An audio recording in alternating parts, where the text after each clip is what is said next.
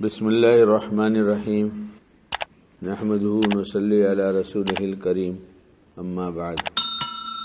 ایمان والا ایمان ہونے کی وجہ سے کچھ ایسی خاص عادتیں اس کو اللہ پاک دے دیتے ہیں جو غیر ایمان والوں میں نہیں ہوتی، اور جس کا جس درجے کا ایمان ہوتا ہے اس کے اندر اتنا ہی زیادہ اخلاص ہوتا ہے، اور اخلاص اور تکلف دو چیزیں جمع نہیں ہوتی۔ صحابہ میں اس لیے کوئی تکلف نہیں تھا۔ اب ہم نے کوئی بات شروع کیا یہاں تو کچھ لوگ اس غرض سے بیٹھتے ہیں کہ دیکھیں آج کیا بات ہوگی، انشاءاللہ سنیں گے تو عمل کریں گے، اور بھی کچھ وجوہات ہوتی ہیں۔ کچھ لوگ بیچارے مجبور ہوتے ہیں، پھنس جاتے ہیں، اس کو سمجھتے ہیں ہم پھنس گئے، اٹھ کے جائیں گے تو لوگ کیا کہیں گے، تب اٹھنے بھی تکلف ہو رہا ہے اور اخلاص بھی نہیں ہے۔ بات کچھ صحیح ہے؟ اٹھنے میں تکلف ہو رہا ہے اور کچھ دوسرا جو ہے مطلب اخلاص نہیں ہے۔ اللہ کے لیے بیٹھتے ہیں تو اللہ کے لیے اٹھ کے چلے بھی جائیں گے۔ ہاں، جس بہانے جس وجہ سے اٹھیں گے وہ اگر ہم اللہ کے حضور پیش کریں تو کیا واقعی یہ عذر تھا اٹھنے کا، یا نفس شیطان نے دھوکہ دے کے اٹھا دیا؟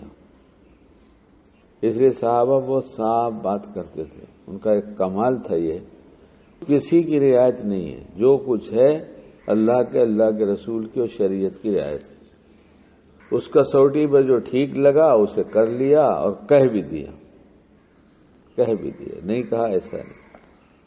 اور وہ صحابی کی بات جو میں نے سنایا کہ بوڑھے ہو گئے اور حاضر خدمت ہوئے، مفہوم اس کا یہی ہے کہ میں سب کرتا ہوں، یعنی جو فرض کام ہے سب کرتا ہوں، ایمان والا ہوں، نماز پڑھتا ہوں، روزے رکھتا ہوں، زکوٰۃ بھی دیتا ہوں، مال بھی میرے پاس، اور میں حج بھی کرایا ہوں، مگر پھر یہ پوچھنا چاہتا ہوں کہ بغیر حساب کے معافی کے کوئی عمل ہے؟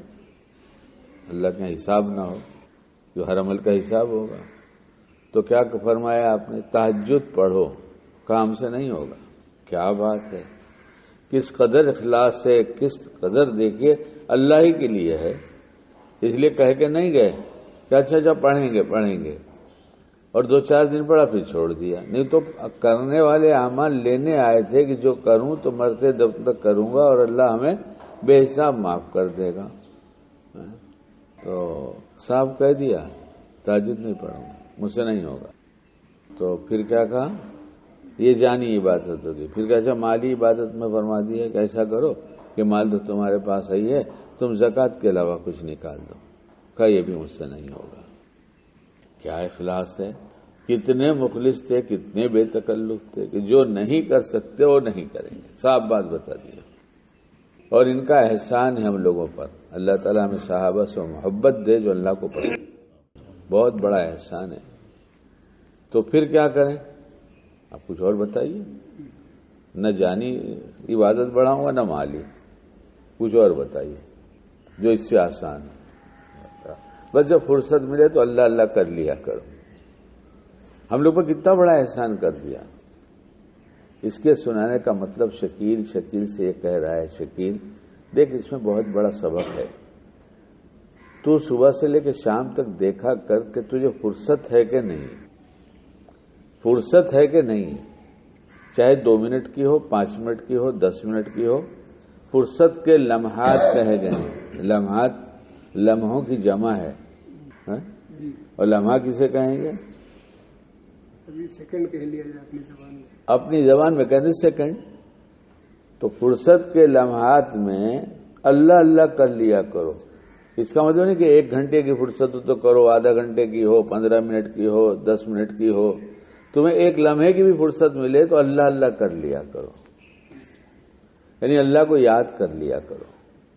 تھوڑا پکارو تو سنتا ہے، زیادہ پکارو تو سنتا ہے، زور سے پکارو تو سنتا ہے، چپکے سے پکارو تو سنتا ہے۔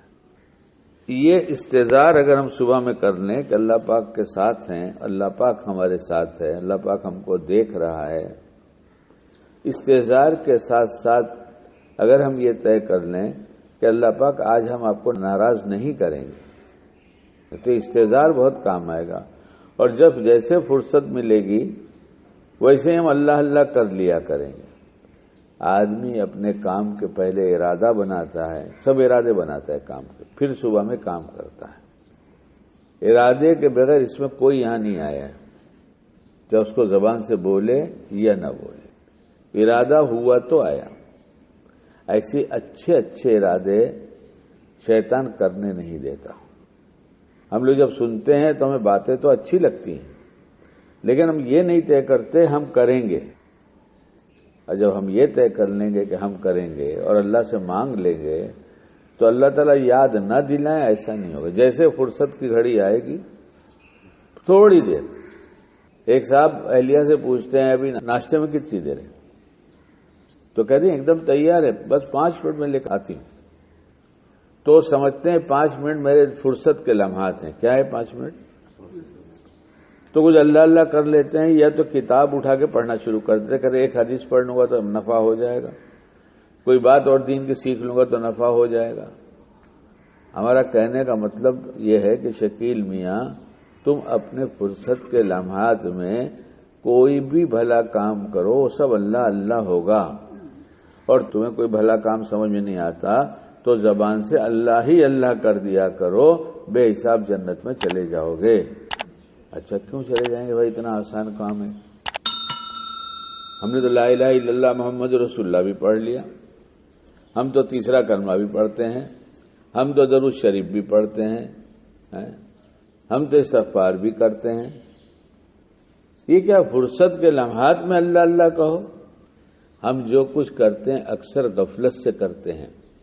جب یہ استحضار کے ساتھ کریں گے کہ اللہ اللہ کر رہا ہوں، اللہ دیکھ رہا ہے، اللہ ساتھ ہے، تو گناہوں سے بچ جائیں گے اور کرنے والے کام اچھی طرح سے کر لیں گے۔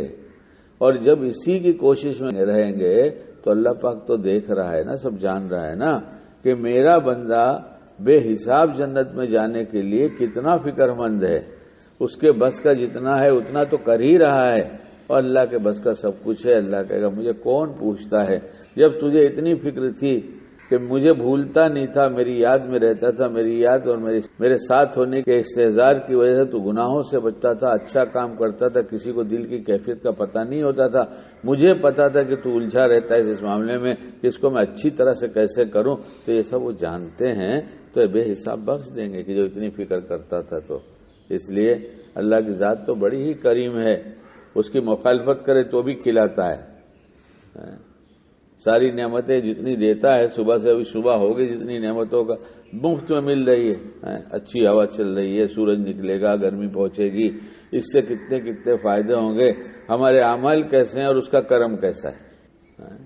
تو جو کریم ذات اس طرح سے دیتی ہو اس کی طرف ہم متوجہ ہو کر فکروں کے ساتھ اور قلبی استحضار کے ساتھ اگر کچھ کرنے لگیں گے تو انشاءاللہ چھوڑنے والے کام چھوٹتے جائیں گے اور کرنے والے کام اچھی طریقے سے ہوتے رہیں گے۔ اللہ ہم سب کو باعمل بنا دے۔